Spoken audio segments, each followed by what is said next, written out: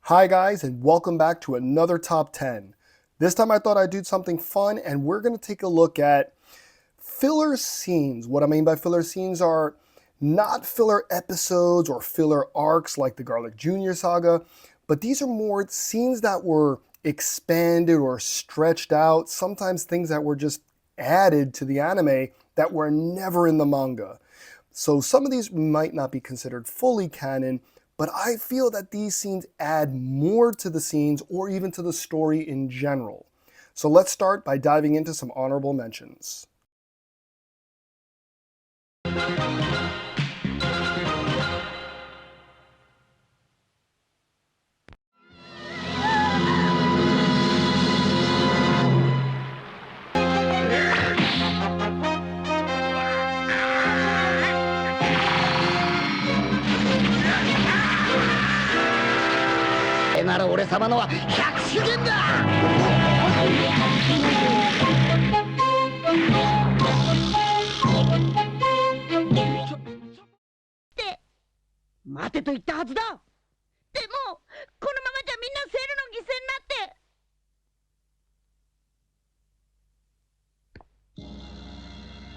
Gohan、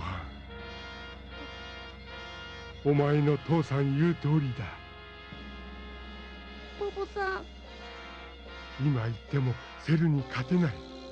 犠牲者一人増えるだけ。それでもここでただじっとしててみんなを見殺しにするよりはマシです。お前たちサイヤ人、セル倒すためこの世界に残された唯一の望み。そんな大切な命無駄にしたら神様、いやピッコロだって怒る。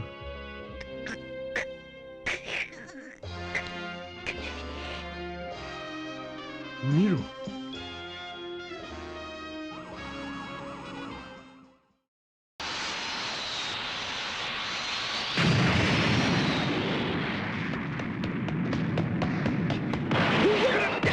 ベジータ、貴様みたいな猿野郎に俺たちが負けるはずがないんだ。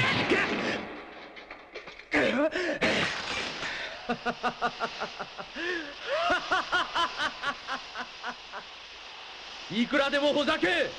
だが貴様ごときではもはやこのベジータ様の相手にはなれん。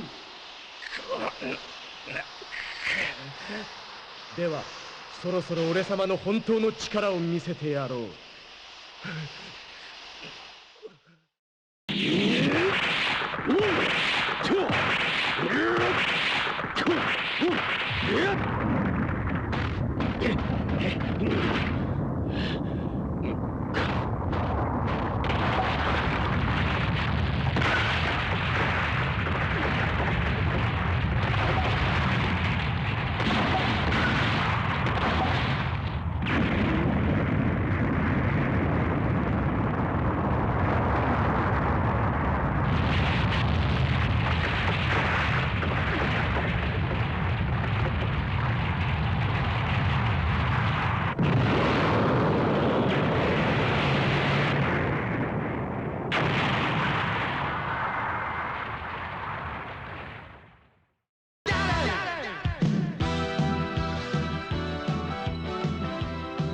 人々は聖なる宮殿を建て、その中にドラゴンボールを祀った。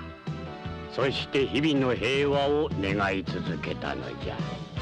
どんな夢でも叶えるというよ。どんな願いも望みの通りに。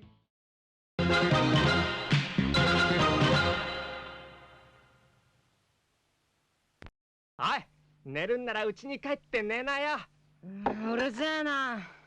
もう一杯。もう10杯目だぜ。金あんのかい？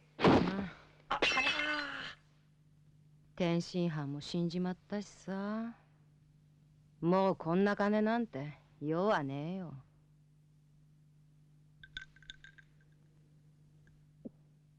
おいおい、大丈夫かよ。First off, Lunch, I think in English they might refer to her as Launch for some reason. Her name's Lunch, but we don't really see her post the 5-year gap after the Tenkaichi Budokai. Because remember, in the manga, there is no Z, it's just Dragon Ball. But again, Dragon Ball and Dragon Ball Z. Dragon Ball Z, I guess you could say we never really see her. But in the anime, we get a moment when Goku and Vegeta are fighting where we cut to a bar while Vegeta's powering up. And you get two things here. You do get a news broadcast talking about how the news footage from the battle that was happening has been cut, and therefore they don't know what's happening anymore, and that they're all basically wondering what's going to happen to the Earth. They're actually worried.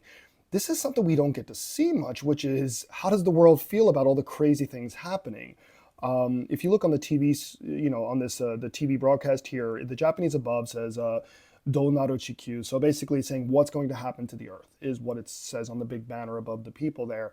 And it is something that would happen if there was this, alien invasion and people were fighting and explosions were happening and dying. You could imagine the news would start talking about like, what the hell is going on? Are we going to be okay? Military went there and failed, which was filler, but still, the point is like, that is something that would happen. The world wouldn't just be oblivious to what's happening. But as a fan of Dragon Ball, especially the earlier Dragon Ball when they're kids, seeing Lunch completely drunk and depressed, and then we get the reason why. She throws a big bag of money, showing she probably robbed the bank again, as always. She says the line, Tenshin Han is dead, and therefore she doesn't want her money anymore. She doesn't care. This is extremely heartbreaking for fans because we know in the old Dragon Ball series that she had a thing for Tenshin Han, and she ended up living with them for a bit with Tenshin Han and Chaozu. So they're very heavily hinted that they had a relationship, but we just never got any more detail about it. But it's heavily hinted that they had a relationship. And when I guess she found out that Tenshin Han had died, it just broke her. And as a fan, it is just, seeing that is just, extremely emotional for me. And again, just seeing the character pop up again, because I do love that character. So seeing her pop up again was just really nice. 参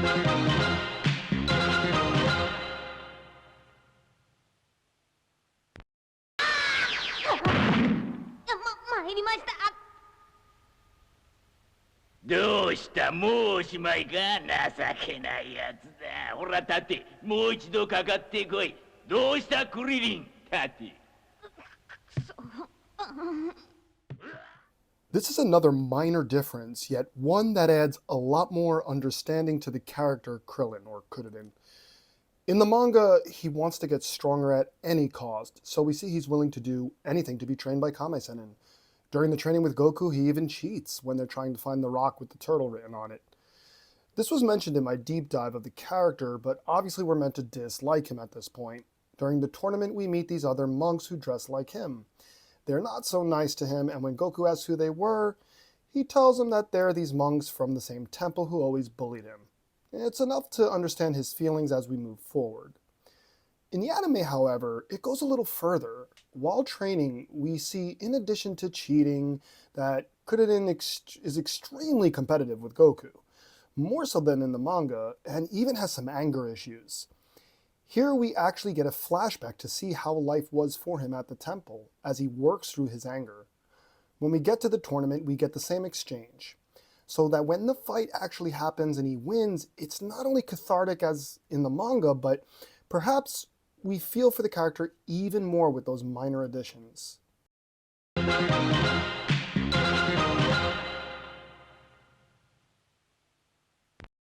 かなりのスピードですね、フリーザ様。戦闘力もナメック星人よりありそうです。奴ら一体何者なんでしょうか。邪魔ですね。邪魔なんですよ。あの山がね。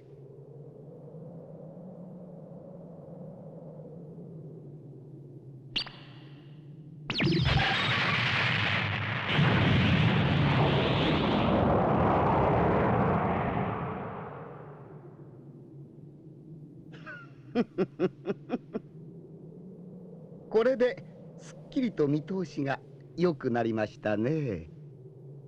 This is possibly the smallest filler scene on this list, but it's a scene that I think does a lot.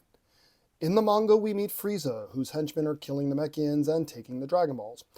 Gohan and Kuririn witness this and sense that he's very powerful, and then we get Vegeta mention it as well, but that's as far as it goes. We don't see Frieza show off his strength until he fights Nail. Sure, Zarbon is shown terrified of him, but unlike in the anime, he doesn't even kill his own henchmen when he gets upset. That isn't the change I'm actually referring to either. The scene I'm talking about is right after Gohan and Kuririn rescue Dende and Dodoria goes after them. Zarbon and Frieza talk about who they could be, and Frieza just continues to smile, looking unfazed until he casually says, "It's hard to tell with that mountain in the way." There's a flash of light in his eyes, and then the mountain suddenly disintegrates. Zarbon watches in horror, while Frieza smiles and says, "That's much better." What a way to introduce the next main villain to the audience. He's not only calm, relaxed, and uses a very polite upper-class way of speaking, keigo in Japanese, but the fact that he destroyed an entire mountain without lifting a finger tells us this guy is the real deal.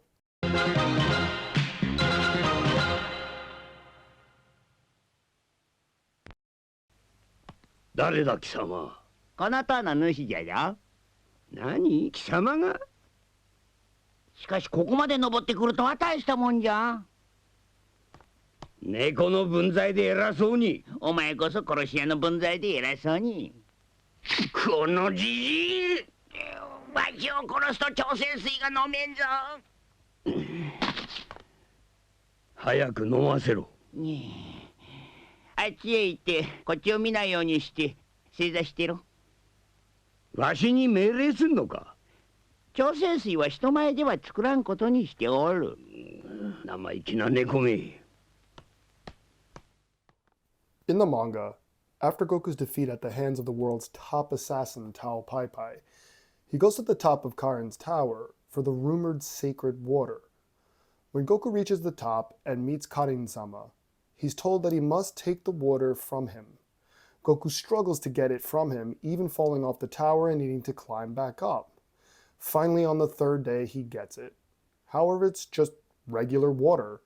It was the work Goku put in, between climbing the tower and struggling to get it from Karin, that gave him more strength. After this, Goku goes back down and has his rematch. The manga version of the fight is honestly really epic. It's roughly 31 pages long, and the anime recreates most of the scenes beat for beat. The major difference is that in the anime, Tao gets frustrated and says that if he could only get the water, then he would win. Goku allows him to go get the water, knowing the truth. He easily climbs the tower and gets to the top. He forces the water from Karin by threatening to kill Upa if he doesn't hand it over. Karin gives him the water and even tricks him into thinking he's gained strength. He makes his way back down and the rematch continues. He seems to now have the upper hand, but Goku brushes it off and is unfazed by his attacks. Goku then proceeds to defeat him. This happens in the manga as well, but instead, after unsuccessfully being able to beat Goku, Tao relaxes and says he's going to get serious. Goku allows him to unleash his best attacks, and then these are actually scene for scene recreated in the anime. Why I love this minor change is because it's such a common theme in Dragon Ball. Hard work pays off. Why does such a low-class warrior like Goku manage to reach the top of the Saiyan race? Because of the hard work he put in. It's always been Goku's best strength. A villain like Tao Pai Pai doesn't understand this, and assumes things can be given to him if he forces them. He wanted the power for free, whereas Goku worked for it, and was rewarded. A theme that is revisited time and time again throughout the series. Vegeta and hell, even Frieza learned the benefits of hard training.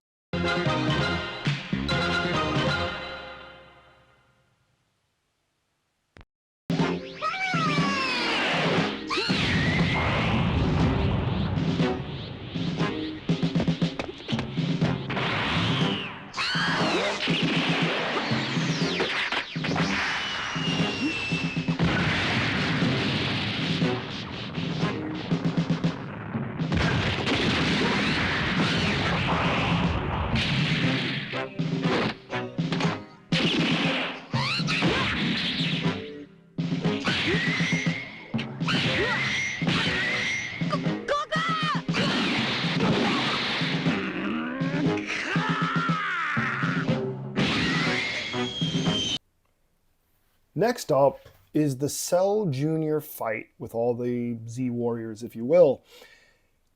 A lot of this stuff is directly from the manga. There are scenes, Yamcha getting his arm broken, Kuririn getting like stomped on the back. There are lots of things that are just directly screenshots right from the manga. However, it's much shorter in the manga.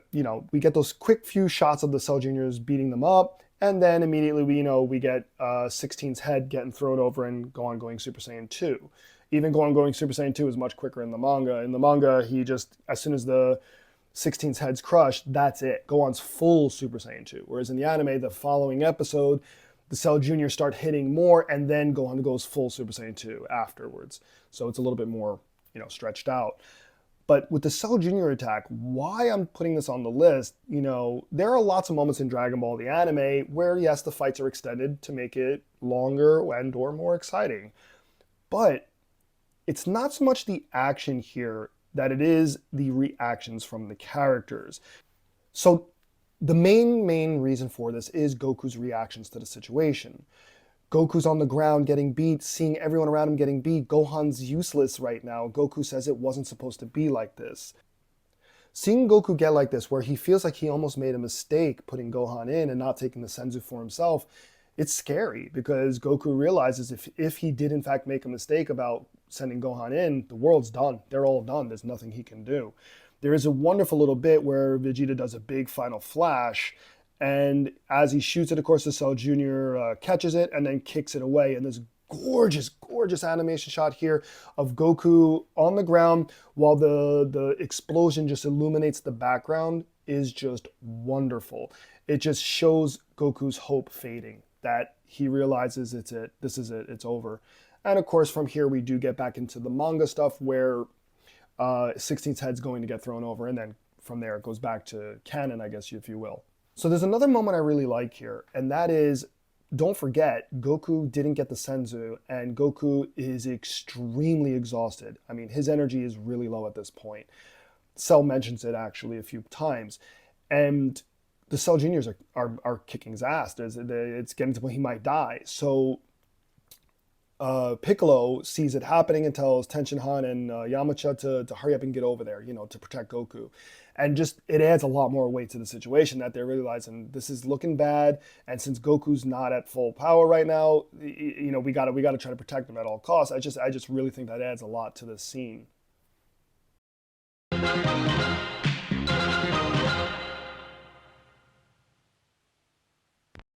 孫悟空よ、確かお前もサイヤ人だとか言ったな。ああ。だけどほら、サイヤ人のことは何も知らねえ。赤ん坊の時に地球に来たらしいんだ。そういうことか。だったらわしがサイヤ人の歴史を教えてやろう。本当か？ねえ。あれ、いや、これはすまんな。どっこいしょっと。昔々のことじゃ。This next entry is another thing that is completely made up for the anime. The history of the Saiyans. In the manga, we learn very little about them, except for minor things mentioned by Raditz and later Vegeta. While training with Kaio-sama, Goku says he knows nothing of his home world, so Kaio tells him the tale. I remember when I was young and how amazing it was to learn this. Just to have some more insight into the Saiyans made Vegeta and Nappa's arrival much more epic. In this non-canon origin, we learn that the inhabitants of planet Vegeta were the Saiyans, and a race called the Tsufurujins. He mentions that the planet had much higher gravity than other worlds, much like Kaio's planet, which of course gave them an advantage off-world. This flashback also gave us our first look at a female Saiyan, until the Bardock TV special. Here we also learn that the Tsufurujins created the Scouters, and that the Saiyans would travel to other worlds looking for new technology, even bartering with aliens by offering their services to clear out life on other worlds for selling the planets. It ends with the notion that the Kami-sama, or god, of that world pulled meteors close to the planet to kill off the barbaric Saiyans.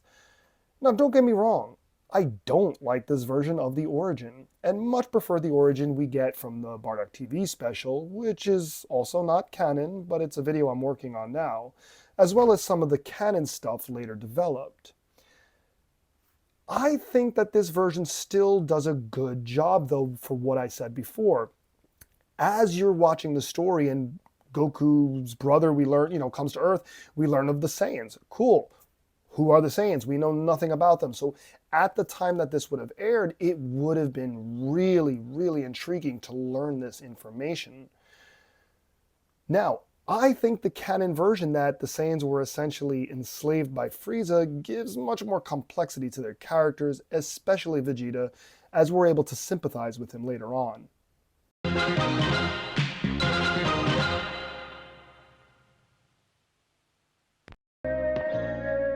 元を正せばお前なぞ我々にひざまずき支配されたサイヤ人の猿の一匹に過ぎんのだ。フリーザ様に目をかけられたからといって我々と同等になったなどと思うなよ。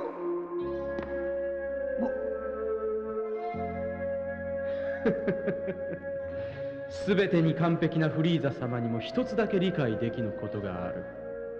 それはお前のような無能なやつを義乳特戦隊の一人とお認めになったことだ。何？もう一度言ってみろ。俺のそばで息をするな。臭くてかなわん。無能かどうか見せてやる。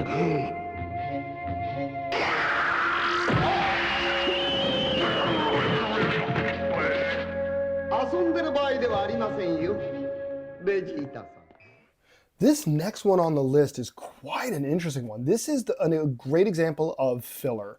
This is something that is non-existent in the manga, and that is Guldo and Vegeta's feud. In the manga, it does not happen. There is zero mention of any type of history between these two characters. From the moment they first arrive, as you can see here, when Guldo has his flashback scene of him and Vegeta, first off, never happens in the manga. Then we get, after the flashback scene, we get when they arrive and Guldo and Vegeta have a little bit of a powwow, if you will. They kind of have a back and forth. And then he says, Frieza's not here to protect you this time. And then even furthermore, when they do their janken, rock, scissors, paper, they try to decide who's going to fight who. Guldo gets upset that he can't be the one to fight Vegeta. That never happens in the manga because, again, it's just, there is no history between these two characters, actually. And then, of course, we get Raccoon saying, don't worry, I'll let you get the finishing blow on Vegeta. And he's like, thank you. It's this whole thing is added as like a subplot to the anime version. But I like it. You know what I mean? The Ginyu Force are honestly just not that important in the series overall. Really, if you think about it, even in the anime, they come and go. They're just a minor antagonist. But in the anime, just giving that little bit extra backstory adds more weight to the Ginyu Force, that Vegeta had a history with them. We just don't know that in the manga, that Vegeta and the Ginyu Force even knew each other that well. It's not really mentioned a lot. But giving us this little bit, I think, just makes the battle ahead more exciting. Especially when Vegeta gets the kill on Guldo, it adds a lot more to it.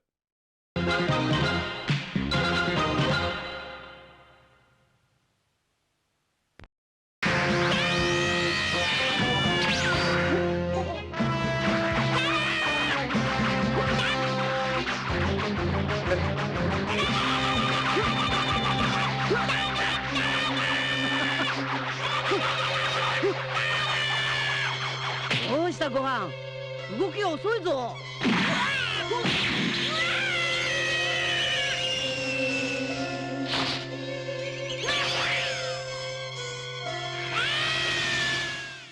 Number 3 is the training for the arrival of the androids in 3 years. In the manga, we do get the comedic bit with Goku telling Chi-Chi, hey, I'm going to take Gohan with me. She's like, no. He gives her a slap on the back, sending her flying through the house, and even getting Piccolo's little comedic line there. That all happens in the manga, actually. But after that, all the training that happens is never shown. And what makes this special for me are 2 things. One, let's talk about the training since I already mentioned it. Seeing Gohan, Goku, and Piccolo train together, of course, is really cool, but there's such another layer here that I think many fans probably forgot. Piccolo and Goku hadn't really ever seen each other, really. The last time I recently was rewatching the Frieza saga, and Piccolo seeing Goku arrive, the last time those two had seen each other, they hated each other. Piccolo wanted nothing more than to kill Goku. He even created his new attack for killing Goku, which ironically he does kill Goku with it. But the point is they never had this moment where they had, okay, we had a history, but we're moving forward. It was always just, that's what it was. This is what it is now. And this is the first time the two kind of fight. You know, they're having a sparring match, if you will. The last time those two had fought was back at the Tenkaichi Budokai, where Piccolo wanted to kill him, like just straight up kill him. And seeing them smile while they're sparring, because both of them are bringing back those memories of that big epic fight that they had. But now that they are friends, it's such a different weight to it. And for me, it's just such a special moment. Of course, you get Gohan in the mix, who sees that he feels like he's being left out watching his father and Piccolo fight. He jumps in and then the three of them go at it. It's just a really awesome little moment. The second point for this is Vegeta and Bulma's relationship. It is never shown in the manga. There's only one small panel of Vegeta doing his training before the 3-year jump, but we don't see anything about their relationship growing. And the anime fills in that gap by showing us how she, down deep inside, had this care for him, you know, where every time he was getting hurt, she would immediately run to him to try to help him. We get while he's in bed having his nightmare, she's by his side sleeping. Just these small little things, I think, add so much more that when we do jump 3 years in the future and Trunks is born, it's like, all right, I can see where it came from. So for me, this whole 3-year gap kind of training thing is just a really wonderful filler kind of thing.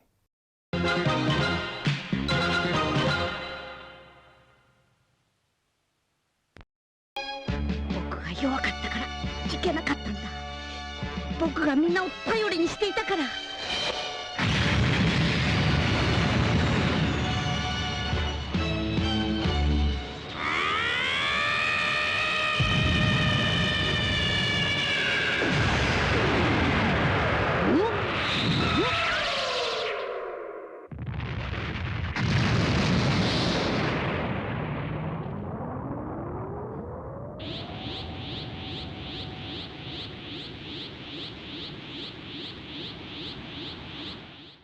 So number 2 here is Gohan going Super Saiyan for the first time. Now this is shown in the manga, but it is a very brief scene, as you can see here in the manga pages. Essentially, you see that Goku and him are training, and he goes Super Saiyan. That's it. You just see him, you know, struggling and then finally becoming Super Saiyan. Goku commends him for it. But we don't get much else about it. That's it. In the anime, we have Goku sparring with Gohan, and we get this really emotional bit where Gohan starts saying how you're going too soft on me because you're my father. And Piccolo always said you wouldn't be a good teacher because you are my father. And that basically he tells him to get more serious with him. And Goku goes, okay. Goku goes Super Saiyan and unleashes a huge, Kamehameha on him. Gohan starts trying to fight it off the best he can. And he starts thinking about all the times in his life so far that he has failed and let others down, all the way back to when they were trying to do their attack against Nappa. Then he was remembering against Rikun failing. Then he remembers seeing Kuririn die and just being helpless to help.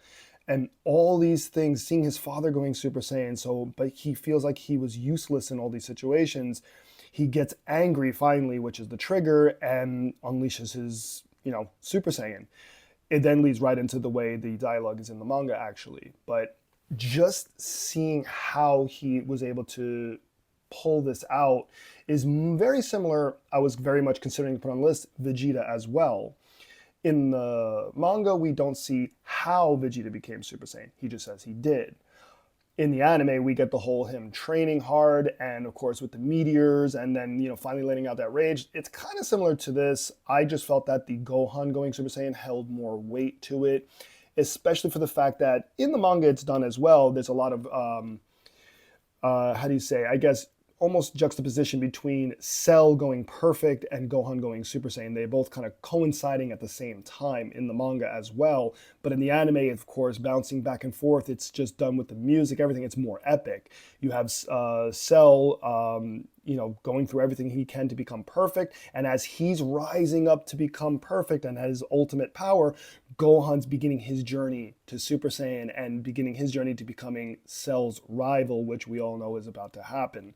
And Toriyama had planned this, so the anime didn't actually do this, because I said in the manga, it also does back and forth a little bit. You just see it's just quicker in the manga. Gohan just goes Super Saiyan, but Toriyama did want to show that almost like a tease that Gohan and Cell was going to be the final match.